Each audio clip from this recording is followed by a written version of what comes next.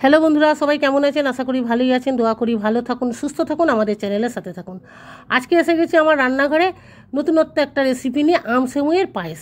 আমের সিজন একদম এখন শেষ হয়ে যাচ্ছে। বাড়িতে একটু লাচ্চা সেমুই ছিল আর আম দিয়ে, তাই আজকে একটা সুস্বাদু পায়েস বানিয়ে ফেললাম। তো রেসিপিটা দেখার অনুরোধ রইল আপনাদের কাছে, প্রথম থেকে শেষ পর্যন্ত সাথে থাকবেন। আর যদি দেখে ভালো লাগে অবশ্যই কমেন্ট করে জানাবেন। তো এই আম পায়েসের বানানোর জন্যে এখানে আমি কিছুটা লাচ্চা সেমুই নিয়ে নিয়েছি। লাচ্চা সেমুইটাকে একদম ভেঙে টুকরো টুকরো করে দিলাম। এদিকে আধা লিটার দুধ বসিয়ে দিয়েছিলাম, দুধটা ফুটে উঠেছে, বেশ বলক এসে গেছে দুধটার মধ্যে। আমি এখানে তেজপাতা দিয়ে দিলাম, খানচারেক এলাচ থেতো করে এর মধ্যে দিয়ে দিলাম। দিয়ে হালকা করে একটু নাড়াচাড়া করে এলাচটাকে ভালো করে দুধের সাথে মিক্স করে দুধটাকে আমি নামিয়ে রেখে দেবো। এখানে ফ্রাই প্যান বসিয়ে দিলাম, ওর মধ্যে বেশ খানিকটা ঘি দিয়ে দিলাম। ঘিটা হালকা গরম হয়ে যেতে ওর মধ্যে আমি ওই লাচ্চা সেমুইটাকে ভাজতে দিয়ে দেবো। সেমুইটাকে দিয়ে ভালোভাবে ঘিয়ের সাথে কিন্তু মিক্স করে নিতে হবে। 3 থেকে 4 মিনিট প্রায় ভেজে নিতে হবে মিডিয়াম আঁচে, যেন পুড়ে না যায় আর ঘিটা যেন পুরো সেমুইয়ের সাথে বেশ মাখামাখি হয়ে যায়। এইভাবে সেমুইটাকে কিন্তু ভেজে নিতে হবে। খুব বেশি কিন্তু গুঁড়ো করলে হবে না সেমুইটাকে।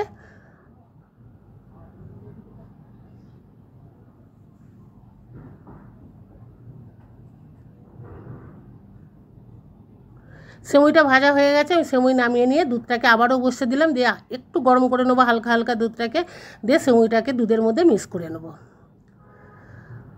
দুধ আর সেমুই একসাথে ভালোভাবে মিক্স করতে হবে আর কন্টিনিউ নেড়ে যেতে হবে, যেহেতু দুধ আছে বসে যেতে পারে। আর দুধ যদি কড়ার মধ্যে বসে যায়, সে গন্ধ গন্ধ এসে যায়, তখন খেতে আর এই পায়েসটাকে ভালো লাগবে না। তাই কন্টিনিউ নাড়াচাড়া করতে হবে। দুধ আর সেমুই যখন সুন্দরভাবে একটু গাঢ় হয়ে আসবে, কিছুটা কিশমিশ আমি ভিজিয়ে রেখেছিলাম, ওটাকে দিয়ে দিলাম। দিয়ে আবারও বেশ একে নাড়াচাড়া করতে করতে দুধ আর সেমুই একদম হয়ে যাবে, মেখে একদম টানা টানা হয়ে যাবে। ওর মধ্যে একটা আমকে আমি পিউরি করে রেখেছিলাম, ওটাকে দিয়ে দিলাম। দিয়ে সুন্দর করে মিক্স করে নেবো। করে নিয়ে ওখানে দিয়ে দিলাম কিছুটা চিনি। চিনির পরিমাণটা দেখে দিতে হবে। আম যদি টক হয় তাহলে বেশি পরিমাণ দিতে হবে, যদি আমের যেটা মিষ্টি ভাব থাকে তাহলে কম চিনি দিলেই হবে। এখানে দিয়ে দিলাম অল্প একটু নুন। নুনটা দিয়ে দিলে বেশ ব্যালেন্সটা ঠিকঠাক থাকে। মিষ্টি জিনিসের মধ্যে একটু নুন দিয়ে দিলে 1 চিমটি মতো খেতে কিন্তু দুর্দান্ত লাগে। দিয়ে এইভাবে নাড়াচাড়া কন্টিনিউ করে যাব। করতে করতে যখন এক সময় একদম গাঢ় হয়ে আসবে, একদম কড়া থেকে ছেড়ে ছেড়ে আসবে, যেহেতু পায়েস খুব বেশি গাঢ় করব না, একদম রেডি হয়ে গেছে। এবার আমি একে ঢেলে নেবো একটা পাত্রে।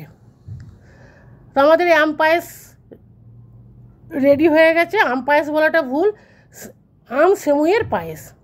খুবই সুস্বাদু একটা রেসিপি, একবার হলেও বাড়িতে ট্রাই করে দেখতে পারেন। এবার এর মধ্যে কিছুটা কিশমিশ আমি ছড়িয়ে দিলাম। ছড়িয়ে দিয়ে একে আমি ফ্রিজের মধ্যে রেখে দেবো। এবার পরে 1 ঘন্টা পর আমি একে সুন্দর করে পরিবেশন করব। তো বন্ধুরা, সবাই ভালো থাকবেন, সুস্থ থাকবেন। যদি রেসিপিটা ভালো লেগে থাকে অবশ্যই